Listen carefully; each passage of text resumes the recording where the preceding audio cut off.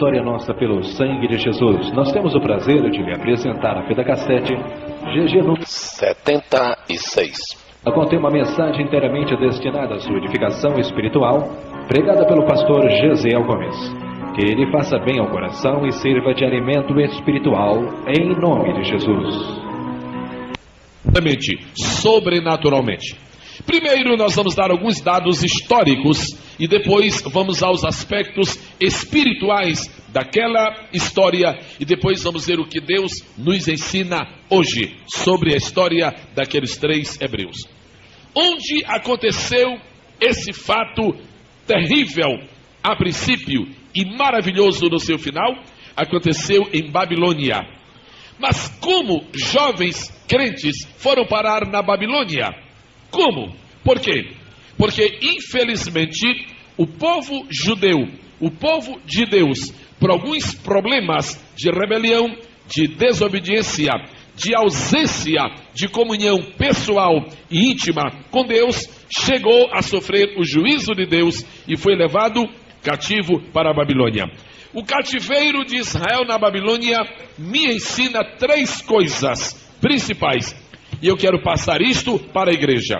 Primeira, se o povo de Deus foi para o cativeiro, isto nos ensina a lição da soberania de Deus. Deus é tão soberano que Ele pode livrar do cativeiro quando nós confiamos nele, mas Ele pode mandar ou permitir que se vá para o cativeiro se nós desconfiamos dele. Em segundo lugar, esta passagem me ensina alguma coisa muito linda sobre o juízo de Deus. Se Deus não é juiz, se Deus não pode julgar, se Deus não pode fazer justiça, como nós vamos chamá-lo de Deus? Claro, Ele é um Deus soberano e Ele é um Deus juiz. Mas em terceiro lugar, o capítulo 3º do livro de Daniel me ensina que nunca vai ser apagada da história a graça de Deus. Por quê? Porque das cinzas do cativeiro, Deus levanta as chamas de um milagre. Glória seja dada ao nome maravilhoso de Jesus. Mesmo no cativeiro, mesmo em Babilônia, o povo julgado por Deus em Babilônia, se aparecer alguém que confia em Deus, a graça de Deus é algo resplandecente. Graça, quão maravilhosa graça. Se algum irmão ou irmã perguntar esta noite, irmão Gesiel, quais foram os resultados mais fortes do cativeiro de Babilônia? Será que Deus conseguiu tirar resultados positivos do cativeiro de Israel e Babilônia? Será? Claro que conseguiu. Eu podia lhes dizer 7 resultados. O tempo não dá. Eu vou lhes falar sobre 2. Primeiro, o primeiro e o maior resultado que se colheu do cativeiro de Israel em Babilônia foi este. É que por causa do cativeiro de Israel em Babilônia, Israel foi curado definitivamente do pecado da idolatria. Judeu pode cometer qualquer pecado no mundo, menos idolatria. Foi curado no cativeiro. Agora, alguns irmãos e algumas irmãs, nesta noite, podem entender por que é que às vezes Deus nos deixa sofrer. Por que é que às vezes Deus nos deixa padecer um pouco? É porque muitas vezes é preciso cativeiro para nos ensinar uma grande lição. Quem são os personagens do capítulo 3º de Daniel? Uma coisa assim curiosa é que não aparece Daniel no capítulo 3. Não é impressionante? Eu não sei se ele estava doente, não sei se ele estava viajando, não sei se ele estava a serviço, não sei. O que eu sei é que naquele assunto da consagração da estátua, Daniel não apareceu. Ele não estava. Os 3 hebreus estavam. Vamos ver alguma coisa sobre esses 3 homens hebreus. Os irmãos se lembram dos nomes deles em Israel? Se lembram? Primeiro, Ananias. Não, Sadraque em Babilônia. Primeiro, Ananias. Segundo, Misael. Terceiro, Azarias. Os adolescentes sabem de cor e salteado isso. Leitores ávidos, infatigáveis da Bíblia, sabem isso de cor e salteado. Toda a igreja dizendo: primeiro, Ananias. Segundo, Misael. Terceiro, Azarias. Quando eles chegaram em Babilônia, eles receberam novos nomes. Que tipo de pessoas eram estas? Eram estes três. Em Daniel capítulo 1, versos 3 e 4 diz assim: filho de Israel, da linhagem real e dos nobres, mancebos em quem não houvesse defeito algum, formosos de parecer, até bonitos eram, instruídos em toda a sabedoria, sábios em ciência, entendidos no conhecimento e que tivessem habilidade para viverem no palácio do rei. Estes três hebreus estavam junto com muitos outros que foram levados para o cativeiro, e numa espécie assim de concurso de sabedoria, de concurso de qualidades especiais, estes jovens foram escolhidos. Eu quero falar um minutinho com os pais, com os irmãos que têm filhos.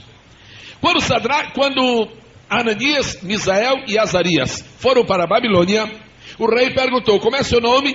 Ananias. E o seu?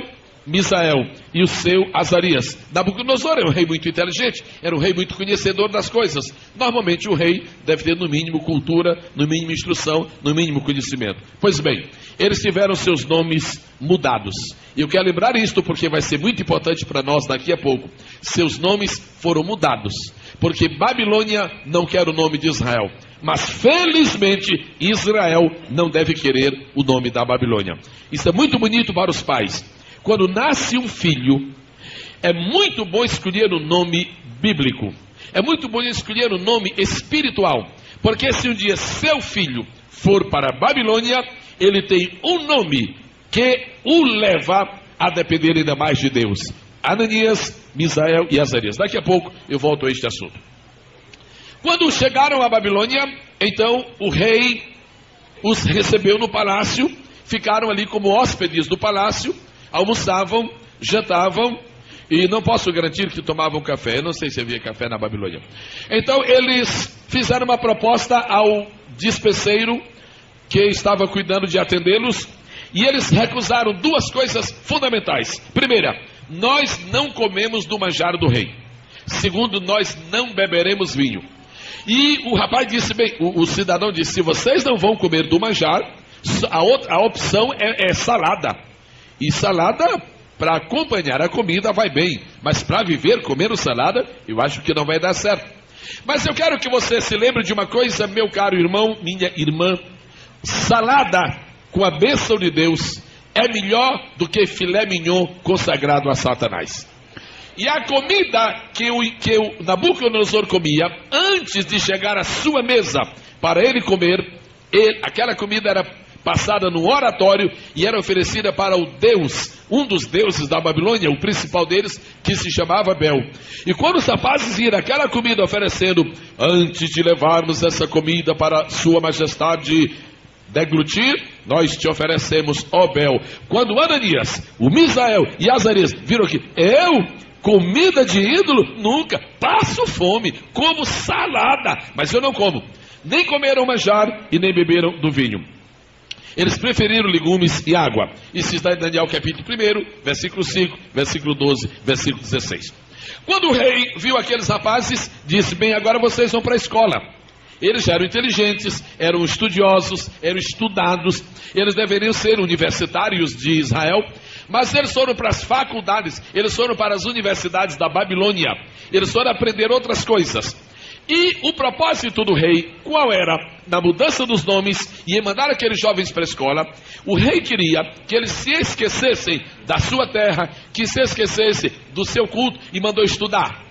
Será que estudar física compromete um crente? Não. Será que estudar ciências sociais compromete um cristão? Não. Será que estudar filosofia? Bom, depende. Filosofia já não é preciso ter cuidado com estas. Mas a verdade é que você pode ir para uma faculdade e não comprometer a sua fé. Aqueles moços foram levados para as universidades da Babilônia para estudarem. Agora, observem alguma coisa. O que significa o nome Ananias? Se gostam de anotar, aproveitem e façam rapidinho. Ananias significa Deus é gracioso. Quando aquele menino nasceu, seu pai e sua mãe combinaram: como vai ser o nome do menino? Vai ser Ananias. Deus é gracioso. Irmãos, me diga uma coisa: os irmãos não acham que Deus se sente até comprometido em abençoar uma pessoa que tem este nome? Nome não salva, mas que esse nome ajuda, ajuda. Como é seu nome? Ananias, com muita honra, que significa Deus é gracioso. Por que o irmão está sendo tentado a dar ao seu filho o nome de um artista de cinema? Por que a irmã está sendo tentada a dar para sua filha o nome de Babilônia? Cuidado, irmãs. Se a irmã dá para seu filho ou sua filha o nome de Babilônia, quando seu filho chegar na Babilônia, a primeira coisa que o rei vai dizer: oba, você é dos nossos, até o nome já indica. Agora, quando chega um Ananias na Babilônia com esse nome, Deus é gracioso, ele diz: não, tem que mudar esse nome. Com esse nome você não pode ficar aqui, esse nome é estranho, esse nome nos ofende, teu nome me ajuda. Eu já agradeci muitas vezes a Deus pelo nome que eu tenho, e agradeço aos meus pais pelo nome que me deram, Gesiel, o nome que vem da língua hebraica e significa Assembleia de Deus. Os irmãos acham que eu vou mudar de nome? E nem de igreja. Bendito seja o nome do Senhor. O nome do outro moço é Misael. O que significa Misael? Se você tem um filho que se chama Misael, seria bom saber o que significa. Deus é sem igual. Agora você vê por que foi que ele foi para o fogo, porque Deus é sem igual. Seu nome, irmãos, pode ser uma bandeira, porque a Bíblia diz: o nome do Senhor é a nossa bandeira, e o seu nome pode ajudá-lo bastante. Tem muita gente que quando esteve em perigo, de repente Deus deu uma mensagem: olha, te lembra do teu nome, rapaz, procede direito. Como é que você se chama Davi e está parecendo com Caim? Teu nome não é Caim, teu nome é Davi. O outro se chamava Azarias. O nome Azarias, a palavra Azarias, significa Deus é meu ajudador. Foram esses três homens que foram para a Babilônia. Deus é gracioso, Deus é sem igual, Deus é meu ajudador. Agora, só para efeito de conhecimento, quase de curiosidade, eu vou dizer para os irmãos quais foram os nomes que o rei deu lá. Agora veja quão perverso é Satanás. Você, Ananias, vai ser chamado Sadraque. Sabe o que quer dizer Sadraque? Adorador da lua. Eles perguntam: o Sadraque adorou a lua? Nunca, não comia nem filé do rei, quanto mais adorar a lua. Você, Misael, você vai ser chamado Mesaque. Sabe o que quer dizer Mesaque? Devoto da deusa do vinho, beberrão, cachaceiro.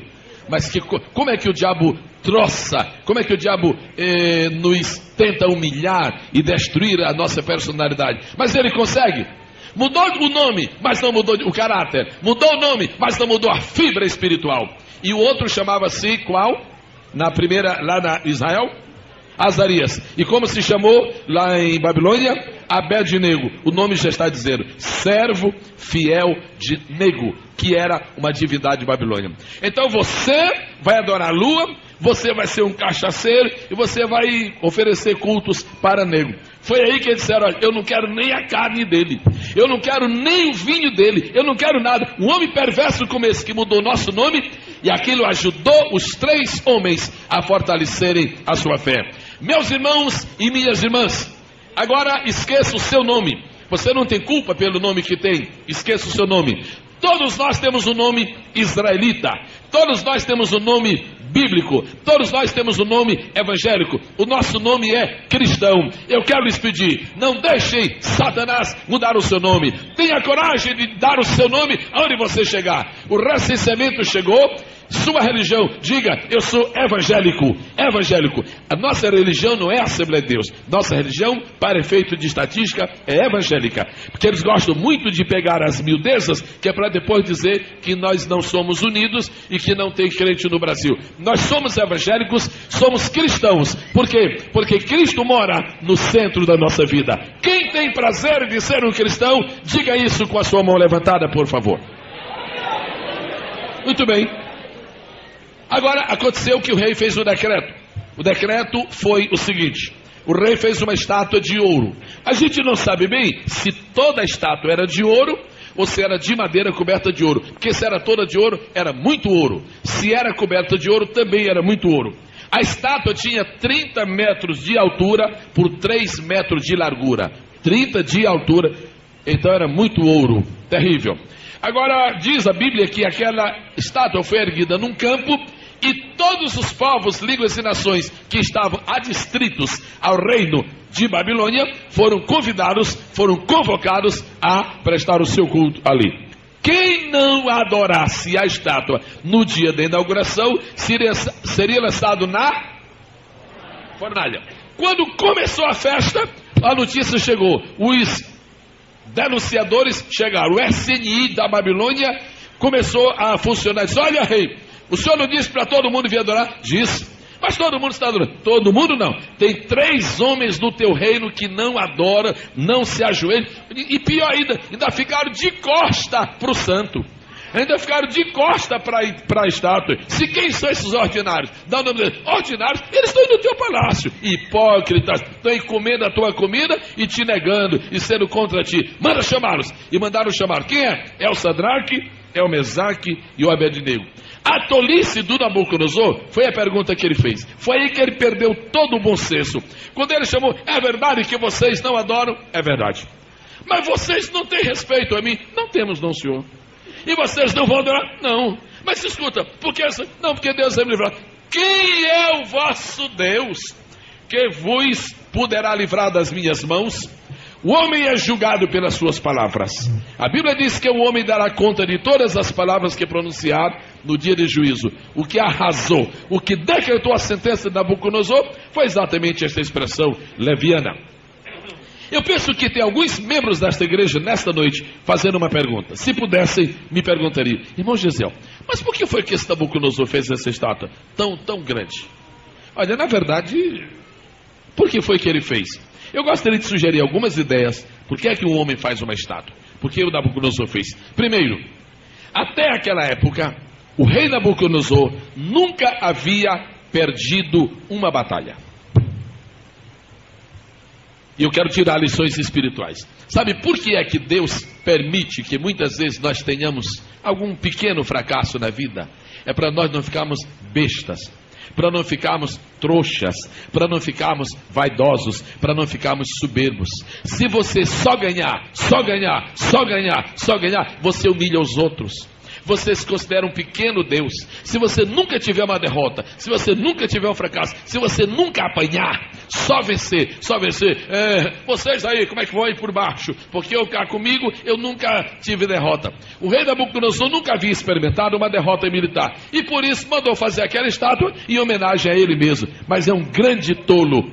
Deus nos permite o sofrimento, a tribulação e às vezes até ficar com ferida na perna igual Jó, para nós aprendermos a depender de Deus e sabemos que só Ele é puro, é perfeito e não sofre realmente derrotas. Mas havia uma outra coisa, uma segunda razão porque Nabucodonosor deve ter feito aquela estátua. É porque ele acreditava nos seus deuses e queria homenageá-los. É claro que Nabucodonosor está errado, mas eu queria tirar uma lição. Nabucodonosor acreditava nos seus deuses e queria homenageá-los, e homenageou-os com uma estátua de 30 metros. Irmãos, como é que o irmão está homenageando Deus? Eu fico pensando muitas vezes em irmãos que aniversariam, irmãos pobres, irmãos sem recursos financeiros, aniversariam, e quando aniversariam, eles fazem o seguinte: eles tiram 10 mil cruzeiros. Tem muita gente hoje no Brasil para quem 10 mil cruzeiros é muito dinheiro. Tem ou não tem? Tem sim. E aqueles irmãos pobres, simples, aniversariam e trazem 10 mil cruzeiros e dizem: pastor, aniversariei, estou dando 10 mil cruzeiros para as missões. Mas eu recebo esse bilhete aqui, fico pensando, eu sei que isso é um sacrifício, mas se aquele irmão quer homenagear o seu Deus, e há outros que aniversariam e fazem um banquete, gastam 2 milhões de cruzeiros com churrasco, com os amigos, e não trazem um cruzeiro para a missão. Sabe por quê? Porque Nabucodonosor era mais fiel ao seu Deus do que nós ao nosso.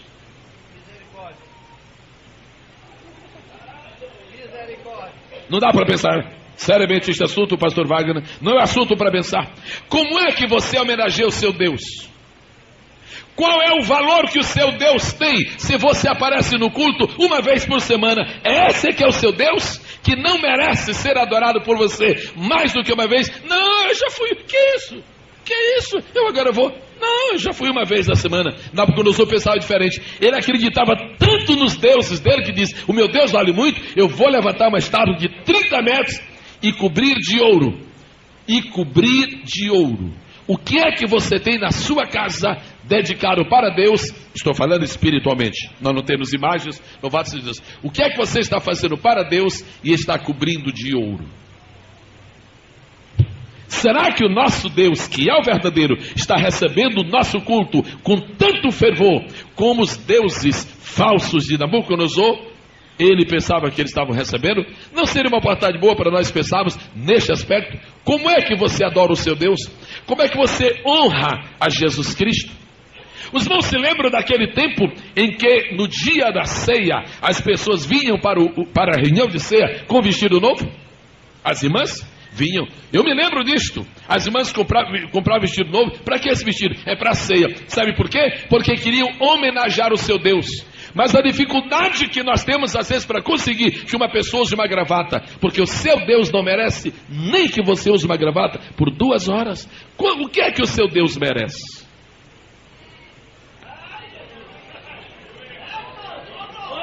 O que é que o seu Deus merece? O de Nabucodonosor merecia uma estátua daquele tamanho. E o nosso merece o quê? Deus lhe deu vida, lhe deu saúde, lhe deu graça, lhe deu sabedoria e lhe deu dinheiro. O irmão comprou um carro e já disse: esse carro aqui a igreja não pega, isso aqui é meu. É isto que o seu Deus merece? É isto que o seu Deus, que lhe salvou, transformou de miserável, desgraçado, em príncipe do rei do céu, merece? Nesse aqui a igreja não pega, isso aqui é para mim. É isso que o seu Deus merece? Isso aparentemente não tem nada a ver com a história dos hebreus, mas isso nos ajuda a entender quanto vale o nosso Deus. Agora vamos virar um pouquinho uma moeda para ficar um pouco mais, porque de repente, olhem por favor para esses irmãos que estão em pé. Senhoras, senhoritas, é duro ficar em pé. Tem uns que ainda estão segurando a parede, mas tem outros que estão realmente em pé, sem apoio nenhum. Olhe para eles. Por que é que os senhores estão aí? É porque o seu Deus merece isto. Cada noite de terça-feira, cada dia de ceia, cada culto de domingo, eu tenho aqui neste púlpito um prazer particular, uma emoção. Eu queria que o senhor soubesse, eu tenho uma emoção nova cada dia em que eu venho e vejo irmãos em pé. Irmãos, é uma coisa terrível ficar em pé sem apoio nenhum, é terrível. E a gente faz assim, e faz assim, é uma coisa, e ficam, e não saem. Por que não saem? Porque seu Deus, o nosso Deus, merece isto. Agora você deixou de vir à igreja porque não tem lugar? Seu Deus não merece nada mais. Seu Deus não merece nenhum esforço seu. Quanto merece o meu Deus? Nabucodonosor disse: meu Deus merece uma estátua. Às vezes eu noto, paramos de receber ofertas de missão nos aniversários, porque o nosso Deus não merece, ou é porque merece e não temos, e não sobra. Quanto merece o nosso Deus? Eu estou insistindo nisso para você levar para casa. Temos dinheiro para comprar uma televisão para morrermos espiritualmente com ela, mas não temos dinheiro para darmos o dízimo. Sabe por quê? Porque somos mais incrédulos neste sentido, talvez, do que Nabucodonosor. Porque nós falamos a mensagem da verdade. O povo vem cada terça-feira aqui. É ou não é? É. Se fosse fantasia, ninguém viria, porque isso seria da nova era. Muito bem. Outra razão porque o rei fez aquela estátua é porque ele sonhava com uma religião universal. É porque o rei era ecumênico. Ele sonhava com uma religião universal. Por que vai ficar um? Um adora um, outro adora outro. Cada um tem um templo. Que isso? Vamos acabar com isso. Faz uma estátua que todo mundo veja, 30 metros, até quem mora no vale vai ver, e vamos ter muito cuidado, irmãos. Ecumenismo sempre foi uma praga e há de sê-lo enquanto puder existir. A outra razão porque Nabucodonosor fez aquela estátua é porque tem sido uma mania velha, antiga de Satanás, querer que o homem se glorifique a si mesmo e tome o lugar de Deus. Agora só um detalhe: quantos cúbitos de largura tinha a arca, a estátua? Quantos cúbitos ou côvados? Quantos côvados? Rápido. 6? Não. 60 de largura. E quantos de altura? Quantos? 6. 60 de altura e 6 de largura. 60 de altura e 6 de largura. Porque esta é a medida bíblica que está sendo dada em Daniel 3. Qual é o número que prevalece nesta medida? É o número 6. O número do homem. O número de quem realmente não conhece Deus. Tudo na Bíblia é importante. Eu lhe deixo esse detalhe. Agora, o pior da estátua é o seguinte. Em Daniel capítulo 2, Nabucodonosor comeu o capim. Não foi? Em Daniel capítulo 2, Nabucodonosor comeu o capim.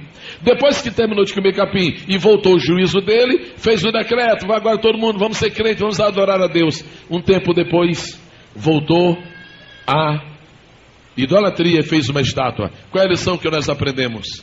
Se Deus não tiver misericórdia do homem, ele será sempre a criatura mais ingrata do universo. Que terrível. Sigamos. E a fornalha? A fornalha tem um problema sério. Vamos ver como foi que aqueles rapazes, aqueles homens, aqueles 3 falaram. Não necessitamos de te responder sobre este negócio. Para o rei era um desaforo, para Deus era heroísmo. Vamos ficar com Deus. O nosso Deus a quem servimos é quem nos pode livrar.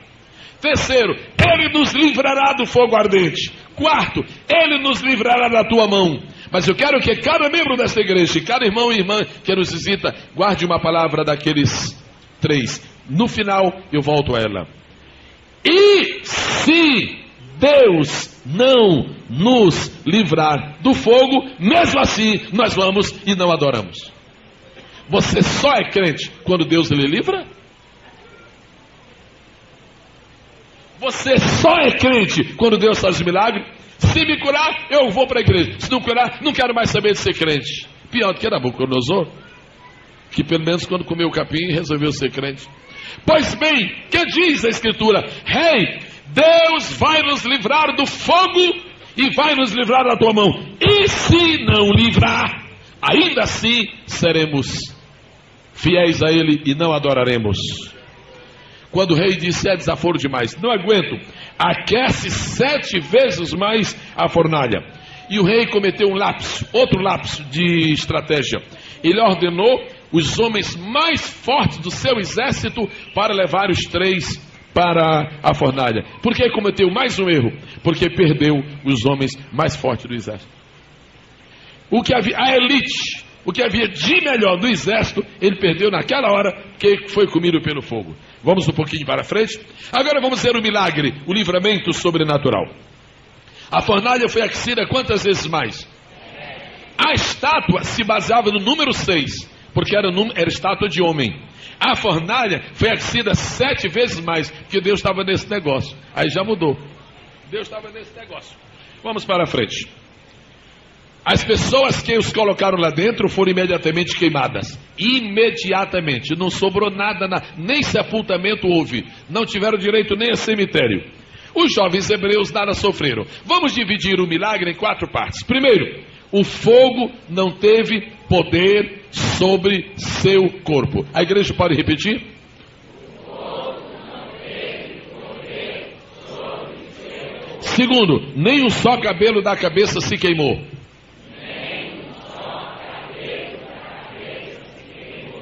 Terceiro, nem as suas capas se mudaram. Agora o maior milagre está aqui, na 4ª parte. Nem cheiro de fogo tinha passado sobre ele. Nem cheiro, falei, nem cheiro de fogo. Outra vez. Você pode passar pela maior tribulação desta vida, pelo maior fogo. Quando Deus lhe tirar daquela tribulação, não vai ficar nem cheiro de fogo. Agora, um adolescente está perguntando, mas pastor, que não se queimou nada. Queimou sim, senhor. Queimou sim. Queimou. Ouviu uma coisa que se queimou. O que foi, coral voz, irmão?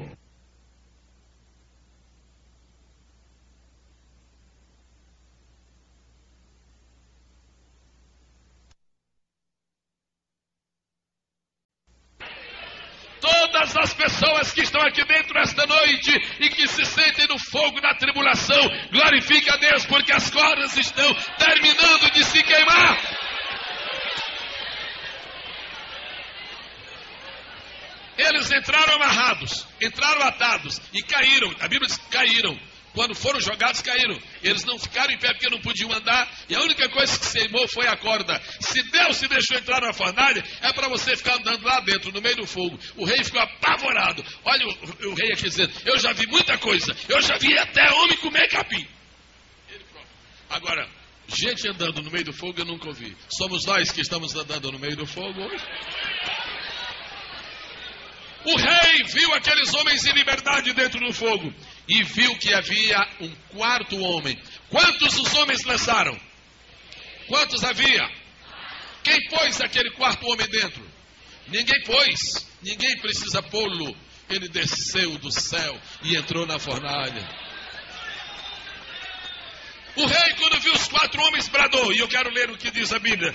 3:26. Sadraque, Mesaque e Abednego, servos do Deus Altíssimo, saí e vinde. Vinde. Para ir para o fogo, ele diz, ide. Mas para dar o testemunho, vinde. O mesmo que te expulsou por causa da tua fé, vai te chamar um dia para ouvir o teu testemunho. Então os 3 hebreus saíram do meio do fogo, porque a lição é esta: o fogo não é eterno, a provação não é eterna, eterno é o céu, o fogo para nós não é eterno, o único fogo eterno é o do inferno, para Nabucodonosor e companhia. Então todas as autoridades se ajuntaram e os contemplaram. Quando os 3 foram acusados de não adorar a Deus, foram acusados por um grupo, o SNI, uns informantes da polícia. A polícia secreta, ninguém sabe nem quem foi. Para você ser levado ao fogo, qualquer um pode levar. Agora, para você dar o testemunho, tem que chamar prefeito, sátrapa, autoridade. Traz o coronel, o comandante da polícia, traz o consultor-geral da República. Todo mundo vai ouvir a tua vitória. Algum dia, o mundo inteiro verá a igreja glorificada ao lado do Senhor Jesus, porque assim está escrito. Aleluia! E não restou outra alternativa para Nabucodonosor, ele glorificou o Deus dos hebreus. E o rei confessou, olha, só entenda aqui uma coisa, vocês confiaram em Deus e Deus livrou vocês. Eu vou fazer um decreto e é o seguinte, quem não aceitar esse Deus de vocês, vai ser despedaçado. Bom, isso é com o rei, né?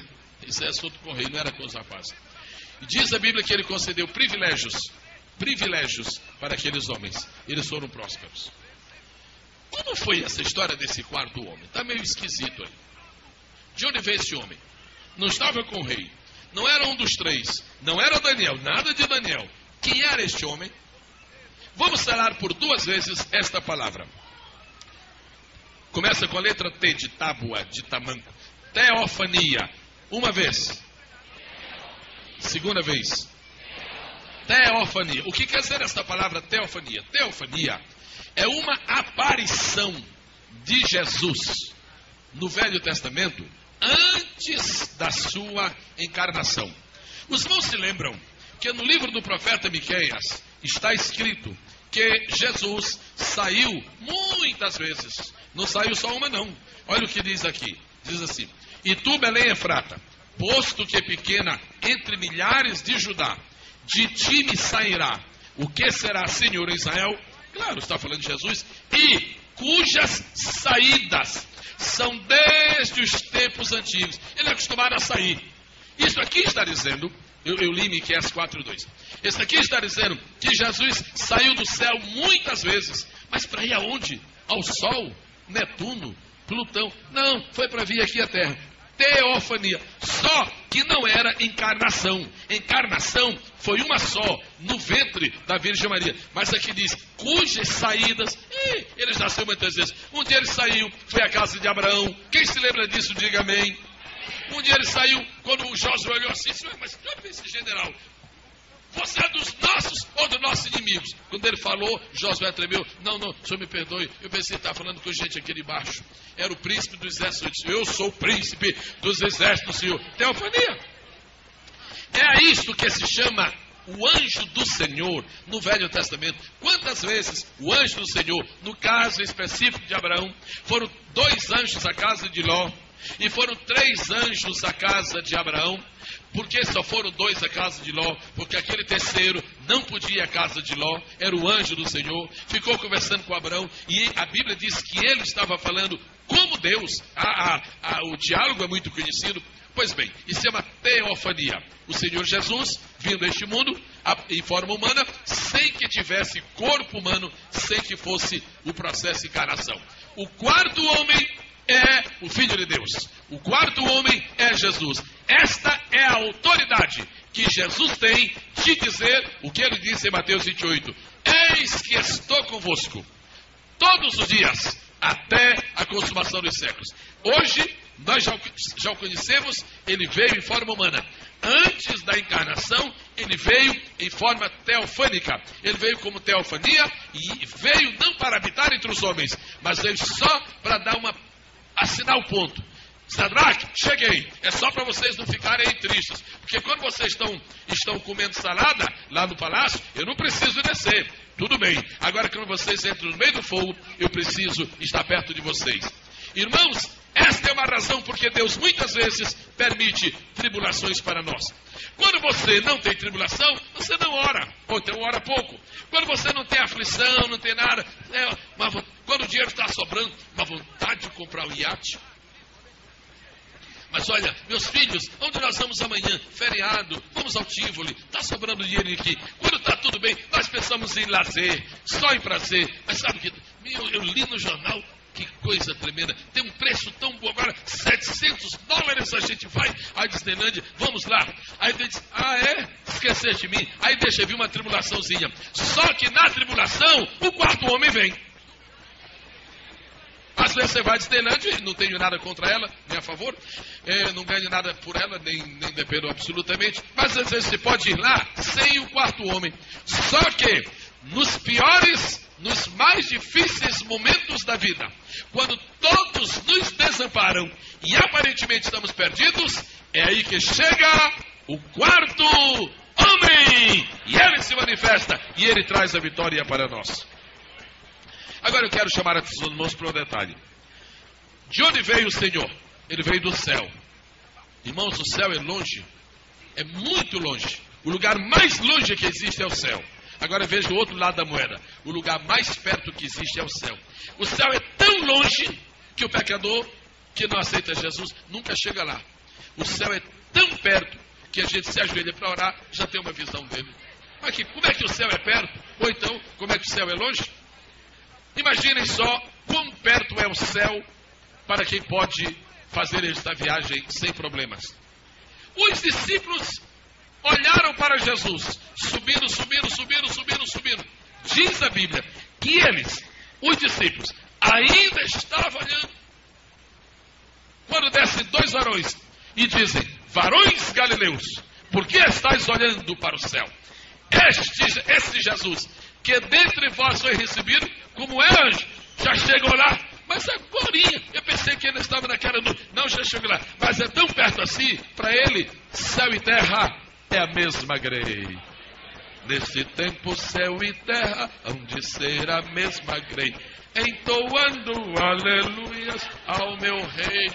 Mas tem uma coisa para a qual eu preciso chamar a atenção da igreja nesta noite. O Senhor, o quarto homem, ficou com os 3 homens dentro da fornalha. Agora responda-me, sim ou não? Ficou caído com eles? Ficou sentado com eles? Ficou olhando um para o rosto do outro? O que ficou fazendo? Passeando, andando dentro do fogo. Andando dentro do fogo. Se você quer sair mais cedo de uma tribulação, não se amofie. Ora por mim, irmão, estou arrasado. Se você falar isso, o quarto homem não vem. É o contrário. Quando você entrar no fogo de Jesus, está queimando Jesus, mas eu estou te esperando. Eu estou esperando, Jesus. Eu estou esperando. Que hora tu vai chegar? Aleluia! Bendito seja o nome do Senhor. Ele passeou, ele andou dentro do fogo com os 3 homens. Agora nós vamos receber muito diretamente para as nossas vidas as grandes lições da história de Daniel 3. Primeiro, A história daqueles homens nos ensina que Jesus está conosco no fogo das tribulações. Atos 14 e 22.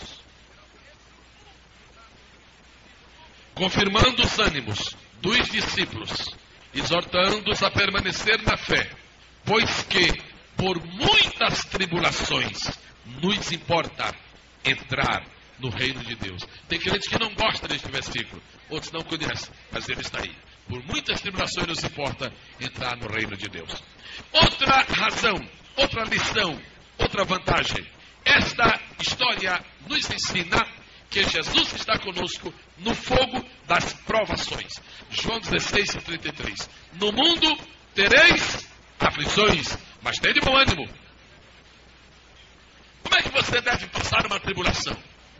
Olha, não fala comigo nessa história de tribulação, viu? Eu estou aqui cantando o coral, viu? Se vier tribulação, eu deixo o coral. Eu não sou hipócrita para cantar triste.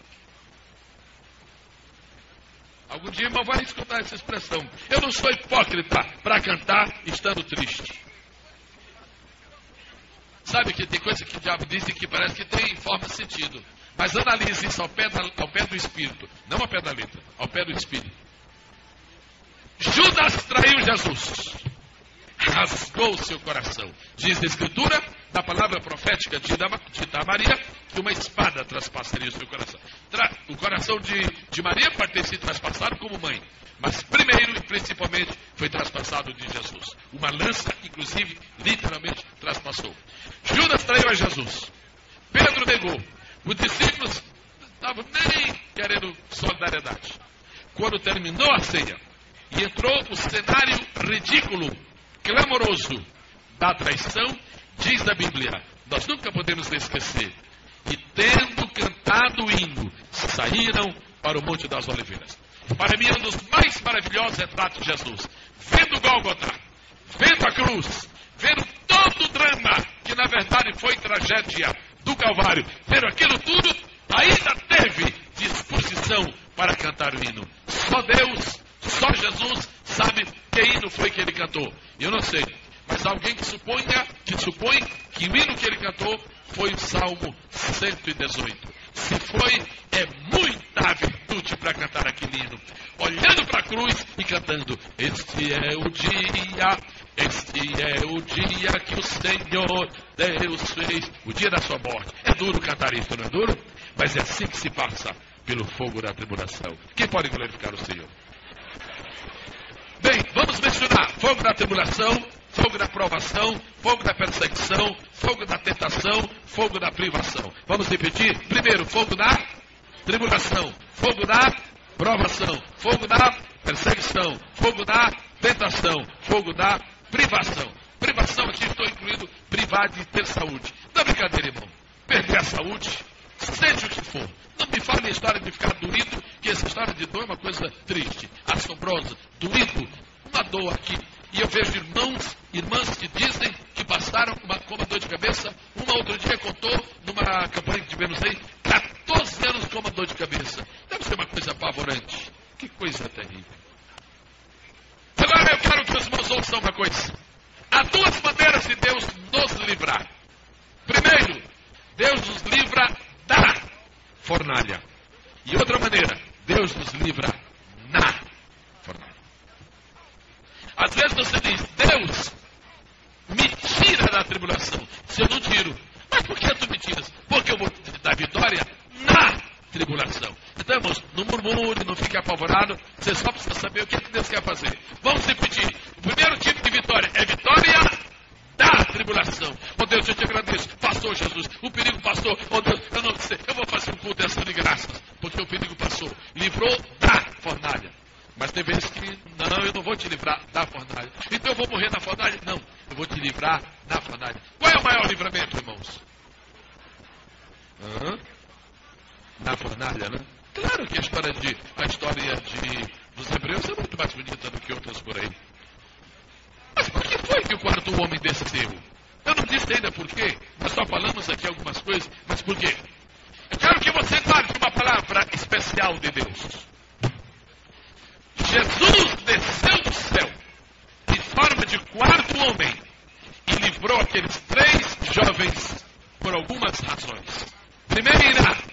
Porque eles prepararam o caminho. Eu quero pedir que a igreja repita. Primeiro, no princípio deste culto, a primeira palavra que eu disse hoje aqui, quando eu cheguei, quem estava se lembra, foi que nós precisamos preparar o caminho. Muita vitória que nunca algum crente recebeu, a culpa não é de Deus. Deus não me ouve, Deus não me escuta, Deus não tem piedade de mim, mas eu não sei fazer comigo, porque eu não sou mais nem crente. Algumas vezes que Deus não lhe responde. Por quê? É porque você não preparou o caminho. Você lembra do que eu contei aqui, acho que foi domingo passado? Que quando chegamos lá em Governador Valadares, o avião não pôde pousar. O avião chegou, quando foi pousando na pista, fez assim, ó, desceu e subiu de novo. Mas por quê? Porque havia um boi na pista. Se Deus não está te dando vitória, é porque tem boi na pista.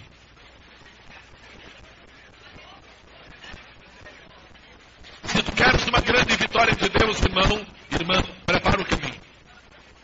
Você nunca vai encontrar que aqueles jovens hebreus murmuraram.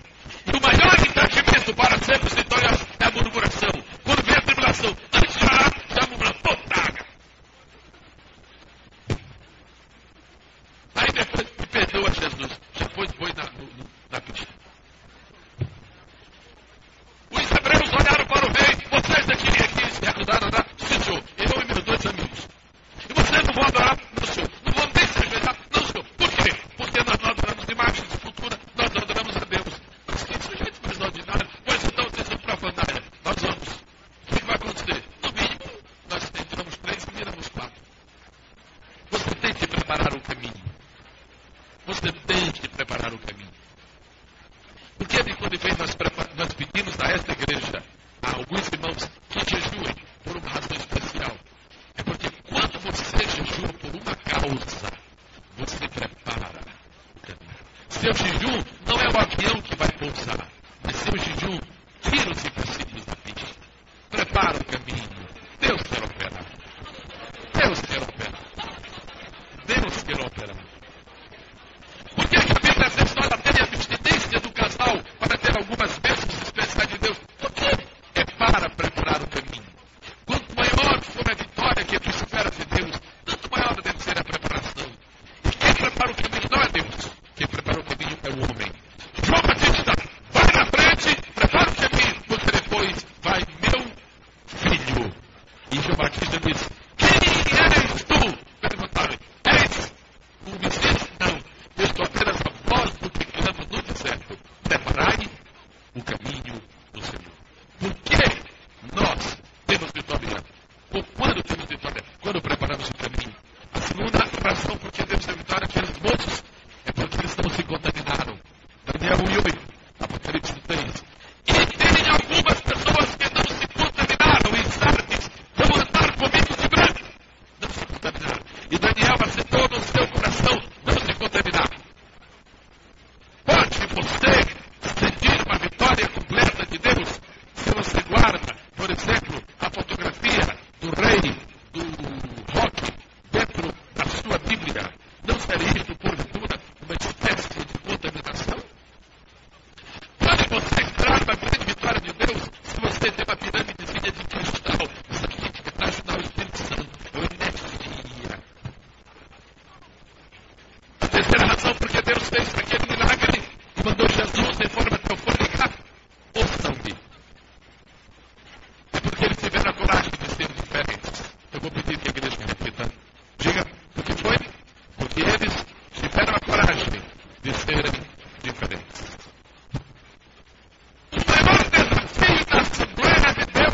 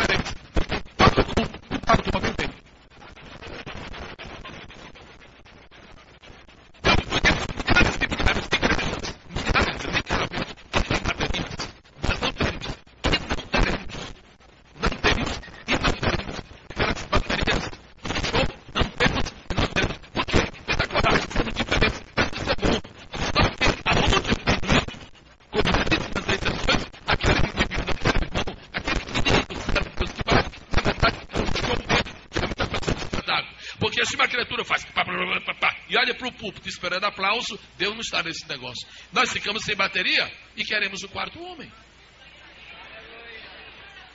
Nossas irmãs, os senhores podem olhar, as senhoras podem olhar para todas, elas não estão de rouge, elas não estão de batom. Suas unhas estão atrás. Pode olhar. As mães, se quiserem, podem mostrar aí para todos os visitantes e uns para os outros. Não usamos. Por quê? O irmão acha que quem usa isso vai para o inferno? Não, senhor, não acho. O que eu acho é que é uma coisa especial ser diferente. Ainda tem uma igreja no Brasil que não usa batom, que não usa essas coisas. Ainda tem. É a coragem de ser diferente. Aquele moço chegar e dizer, todo mundo aqui come bife condenado? Come. Todo mundo aqui come bife do orixá? Come. Todo mundo aqui come filé mignon consagrado a Abel? Come. Pois nós não comemos. Que isso, rapaz? Nós não comemos. O que vocês comem? Salada. Eram dietistas, né? Saladas. E cerveja? Não. Essa igreja não é a igreja da cerveja. Essa igreja é a igreja do quarto homem. A igreja do quarto homem não tem cerveja. Então, se você chega aqui na nossa igreja e vê algumas coisas diferentes, fique tranquilos. É para o quarto homem chegar e se sentir em casa. Já pensou o quarto homem chegar aqui e dizer, Jezeel, deixa aí que eu vou falar, pode falar. Tira essa cerveja daqui. Isso ele não vai falar aqui, porque ele sabe que não tem. Quarto homem, fica aqui, não tem cerveja. Aleluia. Se estas moças se vestem decentemente, contrariando os manequins modernos, por que é que elas fazem isso? É porque aqui tem uma lei que se não acontecer isso, vão ser excluídas? Não. A dificuldade que a igreja teve hoje para excluir duas pessoas, a gente sentiu, a igreja não queria, ela não é acostumada a isso, ela não quer excluir, não queremos perder ninguém, fez forçada, porque era obrigado, foi um escândalo que aconteceu. Mas ela não gosta de excluir. Então nós não vamos excluir, não vamos mandar ninguém para o inferno. Mas por que as moças se vestem direitinho? É só para quando o quarto homem chegar, visitá-las ali no banco. Para quando o quarto homem passar, chegar e passar a mão na cabeça. Obrigado, minha filha. Teu cabelo é igual ao que eu te dei. Obrigado. É para você ter o privilégio de quando o quarto homem passar, teu cabelinho está direito. Não passar, essa aqui eu pulei. Jesus, e eu. Não, filha, deixa crescer. O quarto homem veio, ele está aqui esta noite. Por que aqui não temos um obreiro cabeludo aqui? Porque se tivermos um obreiro cabeludo, o quarto homem não vem no púlpito. E o sangue de Jesus me defenda. Seria a maior tragédia da vida o quarto homem chegar, ficar por ali, não vir aqui no púlpito. Quantas vezes eu tenho sentido? Todo mundo sabe que ele gosta desse púlpito. Quem sabe que o quarto homem está aqui esta noite? Aleluia, aleluia. Quarto homem, fica conosco. Por quê? Porque aqui não tem nem cheiro de fogo. Tenha coragem de ser diferente. Mas na minha classe, todo mundo vai de saia, de calça longa. Todo mundo. Então, seja da linhagem real. Aqueles três eram da linhagem real. Mas no meu bairro, todo mundo faz isto. Pois você não vai fazer. Não, mas acontece que naquela igreja, todas essas moças que se casam não são mais virgens. Tudo bem, mas aqui nesta igreja nós mantemos os velhos padrões. Quais são os velhos padrões? Os padrões do quarto homem. Cantar de Salomão está lá, uma apologia às virgens. Bonito. O quarto homem foi que escreveu o Cantar de Salomão. Quando ele chega, interessante. Quem é quarto homem? Interessante. Estou em casa.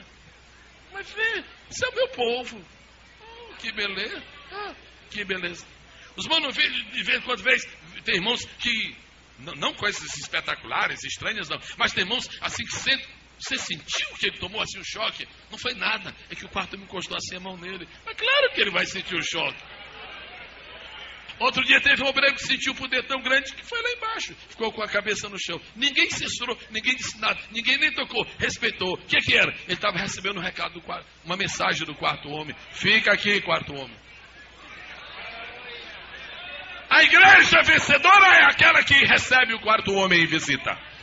Quem pode dizer amém? Eu quero terminar esta mensagem dizendo-lhe 4 coisas. Aqueles 3 jovens hebreus, sendo vencedores naquela fornalha de fogo ardente, eles são um modelo para nós. Primeiro, se você é crente, você deve estar preparado para confessar a sua fé publicamente. Muitas pessoas não sabem porque os crentes passam tribulações. É porque na tribulação os hipócritas desaparecem. Na tribulação, os falsos crentes se diluem como água, como sorvete. Na tribulação, só ficam os verdadeiros.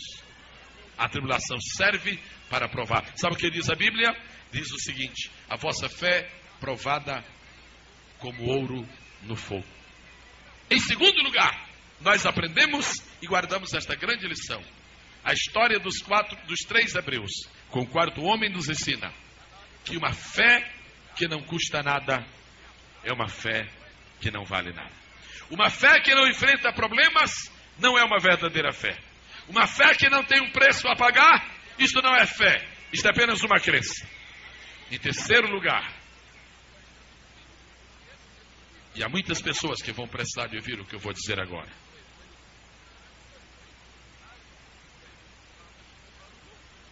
Há uns momentos da nossa vida em que parece que Deus se escondeu. Isso já passou com você, já se passou comigo. Há um momento na vida em que parece que Deus se escondeu. É aquele minutinho, é só um tempinho, é rápido. Quando os 3 hebreus foram jogados na fornalha. E aquele momento em que ainda não havia chegado o quarto homem. Porque o quarto homem não chegou primeiro. Primeiro chegaram os hebreus. O que fazer quando aparentemente Deus não está nos escutando? Resposta mais bíblica que eu tenho esta noite é esta: não faça nada, espere, o quarto homem vai chegar. Ora, o Sadraque entrou, o Mesaque entrou, o Abednego entrou, eles entraram, não morreram. E agora? Vamos sair correndo daqui, rapaz? Nós estamos vivos. Não, correr eu não vou. Por quê? Espera mais um pouco.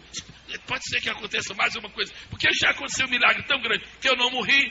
Se você entrou numa tribulação e não morreu, já é um grande milagre você não ter morrido.